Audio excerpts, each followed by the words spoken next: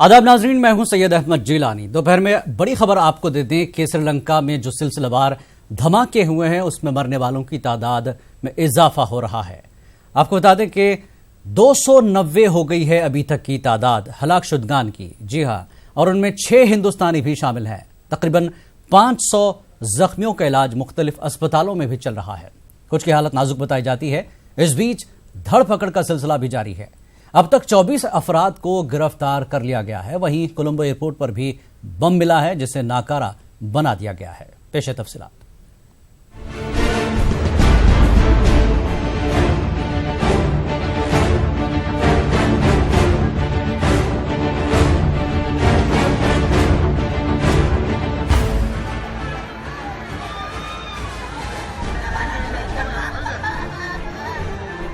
श्रीलंका में सिलसिलेवार धमाकों में मरने वालों की तादाद में मुसलसल इजाफा हो रहा है। 19 गैर मुल्की शहरी अस्पतालों में ज़ेरे इलाज हैं, जबकि 9 गैर मुल्की शहरी लापता हैं। सिलसिलेवार धमाकों के बाद श्रीलंका सदमे में है। दुनिया भर में इन हमलों की मजम्मत की जा रही है। सिक्योरिटी एजेंसियां हरकत में हैं। We have to ensure that terrorism does not lift its head in Sri Lanka. We cannot allow that, and we are prepared to take all measures necessary to ensure that terrorism is contained and wiped out in this country. Therefore, the police and the armed forces are taking necessary action, and I must, on this occasion, in addition to offering my grief to people who died, also for the 3 brave police officers who sacrificed their life in the process of apprehending some other suspects. I also wish a speedy recovery to all those who have been injured. वज़ीर आज़म रानिल विक्रमासिंघे ने कहा कि church और होटलों में किए गए हमलों के कसूरवारों को बख्शा नहीं जाएगा। उन्होंने इस अज़्म का इजहार किया कि हुकूमत मुल्क में सरगर्म दहशतगर्द ग्रुपों के खिलाफ कार्रवाई करेगी। What I would like to ask the people is to give the security forces all their support and ensure that there is no miscommunication which leads to other incidents, because then you are diverting the attention of the security forces away from this important investigation. What we should do is hold our unity as Sri Lankans and ensure that we wipe out this menace once and for all. 2009 में खाना जंगी के खात्मे के बाद से रोनुमा हुए तशद्दुद के कुछ वाक़यात में बौद्ध मजहब की सिन्हाला बरादरियों की जानिब से मसाजिद और मुसलमानों की इमलाक को निशाना बनाया गया था, और उसके बाद मुल्क में गुज़श्ता साल मार्च के महीने में इमरजेंसी की सूरत हाल का ऐलान किया गया था। Bureau report, news 18 Urdu.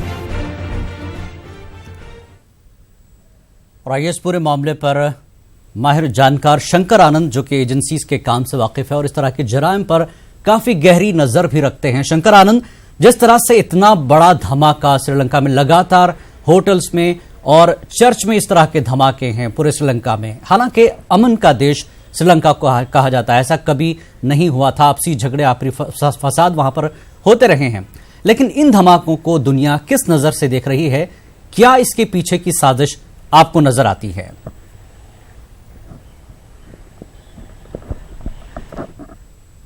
अगर बात करें, श्रीलंका की बात करें, तो श्रीलंका भारत के दृष्टिकोण से काफ़ी महत्वपूर्ण है, क्योंकि श्रीलंका काफ़ी पहले से, पिछले कई सालों से भारत का वो अभिन्न मित्र रहा है। और बात करें चाहे राजनीतिक, सांस्कृतिक, आर्थिक या सामरिक तरीके, हर तरीके से श्रीलंका के साथ में भारत का एक अटूट रिश्ता है। तो कहीं न कहीं इस मामले में भारत काफ़ी गंभीरता से इस मसले को देख रहा है, और इसीलिए मामले की नज़ाकत को देखते हुए भारत के विदेश मंत्री सुषमा स्वराज लगातार संपर्क में बने हुए श्रीलंका के तमाम मंत्रियों के साथ में। और अगर इस मामले की बात करें तो देखिए, इस मामले में 6 भारतीय के साथ साथ तकरीबन 35 विदेशी भी मारे गए, और उस विदेशी जो वहाँ पे पर्यटन के लिए जो पहुँचे थे, उसमें पाकिस्तान से भी लोग हैं, मोरक्को से भी हैं, अमेरिका से भी हैं, और इसके साथ और कई देश से भी हैं। तो अगर देखा जाए कि जिस तरह से अगर बात करें जाए, ईसाई धर्म का एक बहुत बड़ा एक पर्व था, ईस्टर था, और ईस्टर में भी खासकर रविवार का दिन जो है वो ईसाई धर्म में काफ़ी महत्वपूर्ण होता है, और खासकर अगर उस दिन अगर ईस्टर पड़ता है तो काफ़ी महत्वपूर्ण होता है। और शंकर, एक तरह से हम कहें कि ईस्टर संडे जो रहा है, ईस्टर संडे खासकर टारगेट था, ईस्टर संडे को ही निशाना बनाए रखा गया था। यानी ये दिन खास था जिसको मौके की ताक में थे जिन्होंने ये किया है। तो हम क्या माने कि जिस तरह से ईस्टर संडे को टारगेट किया गया, या फिर जो बैरूनी वहां पर टूरिस्ट आते हैं उनको टारगेट किया गया, या फिर देश में ही ऐसा कुछ मामला चल रहा है जिसका ये नक्शा देखने को मिल रहा है?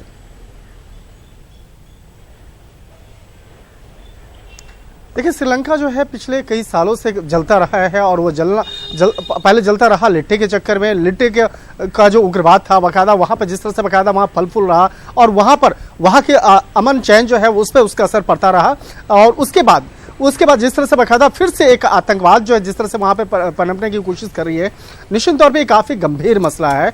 और जिस तरह से यहाँ पे सिर्फ जिस तरह से बकायदा होटल और चर्च में जिस तरह से निशाना बनाया गया, यहाँ पे सिर्फ होटल और चर्च ही निशाने पे नहीं थे। इस हमले के बाद जब वहाँ उस इलाके में तफ्तीश की गई तो पता चला वहाँ के एयरपोर्ट के पास में भी बकायदा वहाँ भी बम बरामद किया गया। तो उसके क्या इरादे थे, क्या उसके मंसूबे थे, उसको समझने की कोशिश की जा रही है। और इस मामले में भारत के साथ साथ कई अन्य दूसरे जो बड़े देश हैं वो भी इस मामले में श्रीलंका में तफ्तीश कर रही है और श्रीलंका के जांच एजेंसी के साथ वो संपर्क में जुड़ी हुई है। और वहां पर कोशिश की जा रही है कि इस बात को समझा जाए कि आखिर वो आतंकी वहां पर किस तरह के हमले को अंजाम देना चाहते थे और हमले में सबसे मुख्य निशाना क्या था। क्या यहाँ पर सिर्फ क्रिश्चियन धर्म समुदाय के जो लोग रह रहे हैं वो निशाने पे थे, या इसके पीछे कोई और भी वजह रही है? तो उसको समझना यहाँ पे बेहद आवश्यक है, क्योंकि उसी के आधार पर यह इन्वेस्टिगेशन आगे बढ़ेगा।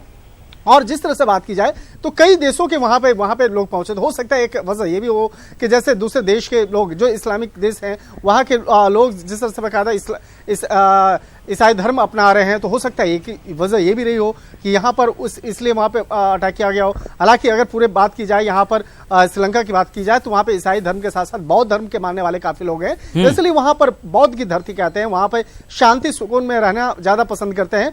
लेकिन अब इस मामले में सिर्फ श्रीलंका की जांच एजेंसी नहीं बल्कि दूसरे जांच एजेंसी भी, दूसरे देशों की जांच एजेंसी भी इस मामले में लगातार संपर्क में जुटी है कि आखिर क्या वजह रही जिसके चलते पूरी श्रीलंका को दहलाया गया। और श्रीलंका में इस तरह से बकायदा काफी अरसे के बाद ऐसा देखने को मिला है कि 250 से ज्यादा लोग मारे गए, 500 से ज्यादा लोग जख्मी होते हैं और इसमें धार्मिक जो समारोह है उसको वहां निशाना बनाया जाता है। हालांकि अभी तक इस मामले में 13 से ज्यादा लोगों को हिरासत में लिया गया है। इस मामले में उससे पूछताछ चल रही है और इसके साथ ही वो जानने का प्रयास किया जा रहा है, क्योंकि इसमें से 2 ऐसे आतंकियों की पहचान की गई है जो पहले से आए और उस होटल में बकायदा कमरा बुक करवाते हैं और कमरा बुक करा के वहां रहते हैं। और जिस वक्त में कल ईस्टर के समय में बकायदा जब ब्रेकफास्ट की लाइन में लगे थे तो लाइन में लगते हैं और उसके बाद वहां पर आत्मघाती दस्ते ने इस धमाके को अंजाम दिया। यानी वो सोची समझी साजिश के तहत बकायदा वहां पे आकर वहां कमरा बुक कराया, तो किस नाम से बुक कराया था, किस तरह से वहां रहा और उसके तार कहां किन किन लोगों के साथ जुड़े हुए हैं, तो इन तमाम मामलों की पड़ताल की जा रही है। और यहाँ पर कई एंगल से इस मामले की पड़ताल हो रही है, क्योंकि ये मसला सिर्फ श्रीलंका का नहीं है, श्रीलंका के आसपास में जो देश हैं बकायदा वो प्रभावित होंगे। और भारत की अगर बात करें तो भारत के ठीक बगल में जुड़ा हुआ श्रीलंका है और अगर श्रीलंका में कुछ गतिविधियां होती है, आतंकी गतिविधियां होती हैं, तो निश्चित तौर पे उसका असर भारत में ही पड़ेगा। और अगर बात करें श्रीलंका की बात करें तो श्रीलंका से जुड़ा हुआ जो भारत का जो तमिलनाडु राज्य है, बकायदा तमिलनाडु से काफी लोग वहां पर चाहे आर्थिक तौर पर, सामाजिक तौर पर वहां पे अक्सर आते जाते रहते हैं और पर्यटन वहां पे काफी खुला है। दोनों एक तरह से कहा जा सकता है तमिलनाडु से लोग आना जाने, तो एक तरह से कहा जा सकता है कि भारत के पड़ोसी मुल्क होने के नाते और भारत एक अच्छे पड़ोसी का फर्ज निभाते हुए हर एक मदद वो श्रीलंका को करना चाह रहा है जो बकायदा वहां की फोर्स को चाहिए। एक छोटा सा एग्जांपल ही लेते हैं कि भारत से जो जिस तरह से बकायदा एयर इंडिया की जो फ्लाइट जाती है उसमें बहुत लोग जो अपना टिकट कैंसिल करा रहे हैं या आना जाने में दिक्कत हो रही है, तो उनको हर एक सुविधाएं मुहैया करा रही है जिससे कि श्रीलंका जाना और श्रीलंका से अगर कोई भारत में आना चाह रहे हैं तो उसे कोई किसी तरह की रुकावट या किसी तरह की समस्या ना हो।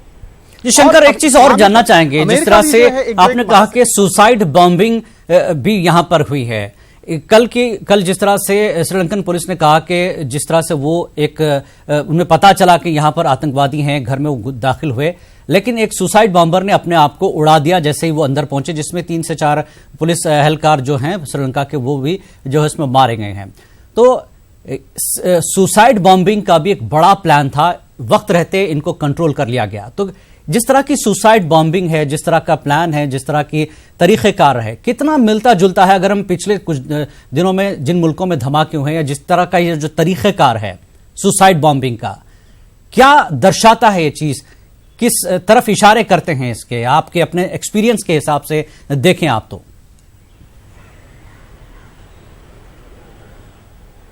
देखिए, यहाँ पे सिर्फ सुसाइड बॉम्बर जो है उसका मसला नहीं है, यहाँ पर एक चीज और एक मसला है जो काफी महत्वपूर्ण है। कोलंबो एयरपोर्ट के पास देशी बम का मिलना, देशी बम का मिलना, यानी कि अगर वहां से लोग अगर एयरपोर्ट की ओर मूव करते हैं, भागने की कोशिश करते जाते हैं, तो वहां पे भी इस तरह के हमले को अंजाम देना था। तो हम एयरपोर्ट के पास अगर हमले को अंजाम देना भी उन आतंकियों का मकसद था, तो निश्चित तौर पे कहा जा सकता है कि ये एक सोची समझी एक बड़ी एक साजिश का हिस्सा हो सकता है। क्योंकि अक्सर देखा जाता है कि इस तरह के आतंकी वारदात के समय में कि जिस रास्ते से लोग भागने की कोशिश करें उस रास्ते में ब्लास्ट किया जाता है, कई बार ऐसा देखा जाता है। तो ये आतंकियों की जो सोच होती है, हालांकि वो देसी बम ब्लास्ट नहीं किया, उसको सही वक्त पे उसको बरामद कर लिया गया, तो एक तरह से कह सकते हैं कि यहाँ पर कोई न कोई एक बड़े साजिश को अंजाम देने की कोशिश थी। हालांकि यहाँ पर अपने आप में एक बहुत बड़ा मसला है कि 250 से ज्यादा लोगों की मौत हो जाती है। तो यहाँ पर धार्मिक एंगल से भी देखा जा रहा है, क्योंकि यहाँ पर धार्मिक स्थान को निशाना बनाया गया है और धार्मिक स्थल है क्रिश्चियन मिशनरी में अगर वहां पर जिस तरह से अटैक किया गया है, तो अमेरिका जो है खासतौर पे यहाँ पर काफी इस मसले को गंभीरता से देख रहा है, क्योंकि अमेरिका के नागरिक भी इस हमले में मारे गए हैं, मोरक्को को मारे गए हैं और पाकिस्तान के नागरिक मारे गए हैं। तो यहाँ पर कई एंगल से बकायदा इस मामले की तफ्तीश चल रही है। जो 13 लोगों को वहां पर डिटेन किया गया है, उससे इस मामले में पूछताछ की जा रही है और कोशिश की जा रही है होटल के तमाम वो सीसीटीवी को खंगालने का, जिस वक्त में वो संदिग्ध आत्मघाती दस्ता जो है वो वहां प्रवेश किया, वहां पर आने के बाद किस आईडी से वहां पे रुका और क्या उसकी पहचान है। हालांकि दो लोगों की पहचान हुई है, मोहम्मद अबू और एक आतंकी की पहचान हुई है जी।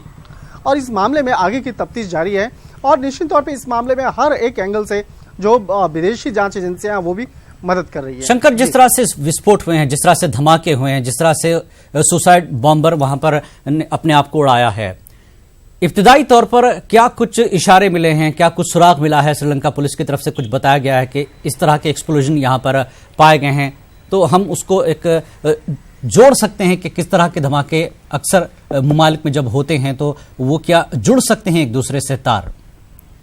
इन धमाकों की यकसानियत किस तरह की हो सकती है? देखिए, इस मामले में जो वहां का सिनामो ग्रैंड होटल है, वहां से काफी महत्वपूर्ण जानकारी श्रीलंका की जांच एजेंसी को लगी है और इस मामले में लगातार वो कोशिश कर रही है कि उसको और बेहतर तरीके से उसको इन्वेस्टिगेट किया जाए। तो सिनामो ग्रैंड होटल जो है, वहां पर जब आत्मघाती दस्ता पहुंचा था तो उसके बाद कई लोगों से उसकी बातचीत हुई थी। तो वो कौन लोग थे, क्या इस मामले में लोकल इनपुट जो है बकायदा वहां पर उसे मदद करने की कोशिश कर रहा था, इस मामले में पड़ताल किया जा रहा है। और जिस तरह से बाकायदा कहा जा सकता है कि जिस तरह से लिट्टे का एक साम्राज्य वहां पे समाप्त हो गया, पहले जिस तरह से लिट्टे और वहां का प्रभाकरण जिस तरह से एक कास्ट को लेकर एक जिस तरह से वहां पर एक अपना एक उग्रवादी कार्य करते थे, कास्ट को ही ध्यान में रखे, लेकिन यहाँ पर अब लिट्टे का साम्राज्य वहां पे श्रीलंका में समाप्त हो चुका है। लेकिन अब जिस तरह से एक आतंकी गतिविधियां वहां पे तैयार हो रही थी, तो कौन इसको मदद कर रहा है, कौन उसको ग्राउंड लेवल पे मदद पहुंचा रहा है, तो ये वहां पे सबसे जांच का मसला है। और इस मामले में अभी लगातार आज भी भारतीय जांच एजेंसियों और भारतीय विदेश मंत्रालय के अधिकारी वहां पर जुड़े हुए हैं और इस मामले में हर एक सहायता का देने का बकायदा उन्होंने आश्वासन दिया कि अगर आपको इस मामले में भारत से जो भी मदद चाहिए आप बोलिए, भारत आपको तमाम सुविधा मुहैया कराएगा। तो वहां पे सबसे बड़ी जो सुविधा मुहैया होगी वो होगी जांच से जुड़े मसले। तो जांच से जुड़े हुए मसले में अभी तक फिलहाल बहुत ज्यादा इनपुट्स नहीं मिल पाए हैं कि आखिर वो कौन सा वो आतंकी संगठन था, क्यों इस आतंकी वारदात को अंजाम दिया गया। तो इस मामले में बहुत ज्यादा इनपुट्स नहीं मिले हैं, लेकिन इतना स्पष्ट है कि आज शाम तक इस मामले में कई बड़े जो जानकारियां हैं वो निकल के शाम तक आ सकती हैं, क्योंकि जो फॉरेंसिक नमूने वहां से इकट्ठा किए गए हैं चर्च के अंदर से, होटल के अंदर से, उसको जांचा जा रहा है, उसको परखा जा रहा है और खासकर वहां के जो सीसीटीवी है उसको जांचा परखा जा रहा है, उसके चेहरे को मिलान किया जा रहा है। और इस मामले में जो तमाम जो जांच एजेंसियां होती हैं उसके बॉडी लैंग्वेज से और उसके चेहरे के एक्सप्रेशन से ये जानने की कोशिश कर रही है कि ये कहाँ का आतंकी है, कौन है, किस तरह से बाकायदा यहाँ प्रवेश किया और किस तरह से ये आतंकी वारदात को अंजाम दिया।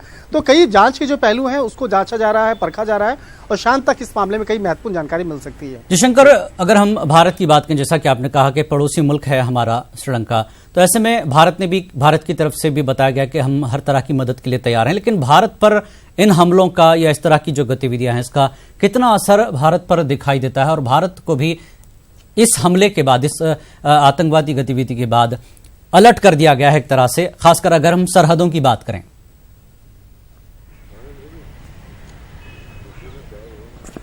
देखिए, कहा जाता है आम बोलचाल की भाषा में, अगर आपका पड़ोसी सुखी संपन्न है तो आप भी आसानी से रह सकते हैं, आप भी सुखी संपन्न रह सकते हैं। लेकिन आपके पड़ोस में अगर कोई परेशानी है तो वो परेशानी के सामना आपको भी करना पड़ेगा।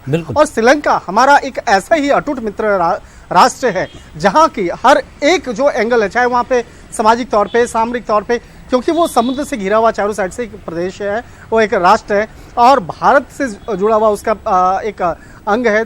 और भारत की जो एक धार्मिक जो चीज़ें हैं, चाहे बौद्ध की बात करें या रामायण के काल की बात करें, तो उसके साथ में एक बहुत ही एक आत्मीयता वाला एक संबंध जुड़ा हुआ है श्रीलंका के साथ में।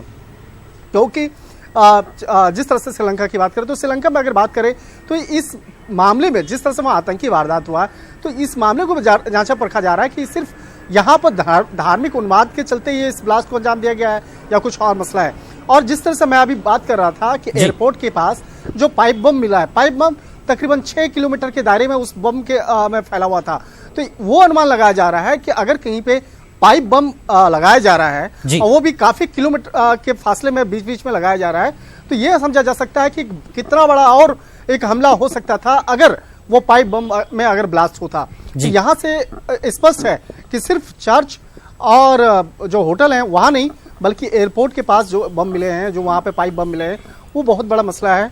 और किस तरह से वहाँ पे ब्लास्ट करना था, किस तरह से इस आतंकी वारदात को अंजाम देना था, ये काफी महत्वपूर्ण है। यहाँ पे देखते देखते आज मैं जैसा आपको एक इशारा कर रहा हूँ कि शाम तक इस मामले में कुछ बड़े खुलासे हो सकते हैं, क्योंकि जिस मामले पर कई जो जांच एजेंसी बाकायदा इस मामले में ट्वीट कर रहे हैं और इस मामले में बाकायदा वो एक इशारा कर रहे हैं कि आज शाम तक इस मामले में कई महत्वपूर्ण जानकारी मिल सकती है। और यहाँ पे देखना लाजमी होगा कि जो आतंकी संगठन वो कौन है, किस तरह से बाकायदा वहाँ पर वारदात को अंजाम दिया। तो कई इससे महत्वपूर्ण सवाल हैं जिसका हमें थोड़ा सा इंतजार करना होगा। और निश्चित तौर पे इस मामले में भारतीय जांच एजेंसियां कैसे देखती हैं, कैसे इस मामले को तफ्तीश करवा रही है और वहाँ के जो विदेश में जो दूतावास है बाकायदा वहाँ के अधिकारियों के साथ संपर्क में जुड़े हुए हैं, तो इन तमाम मसलों पर बाकायदा थोड़ी देर के बाद जानकारी महत्वपूर्ण मिल सकती है। बिल्कुल शंकर, जिस तरह से आपने बहुत तफसील से बताया कि हमें जानकारी का थोड़ा इंतजार करना चाहिए, लेकिन अगर हम बात करें श्रीलंकन मीडिया की, श्रीलंकन एजेंसीज की, पुलिस की, तो वहां पर इस पूरे हमले को किस तरह से लिया जा रहा है, किस एंगल से देखने की कोशिश की जा रही है? श्रीलंकन अगर मीडिया की हम खासकर बात करें, क्योंकि वहां पर लाजमी बात है इस हादसे के बाद कई चीजों को जोड़कर देखा जा रहा होगा कि इससे पहले यहां कुछ ऐसा हुआ था जिसका ये रिएक्शन तो नहीं है, इस तरह की चीजें भी सामने आ रही हैं।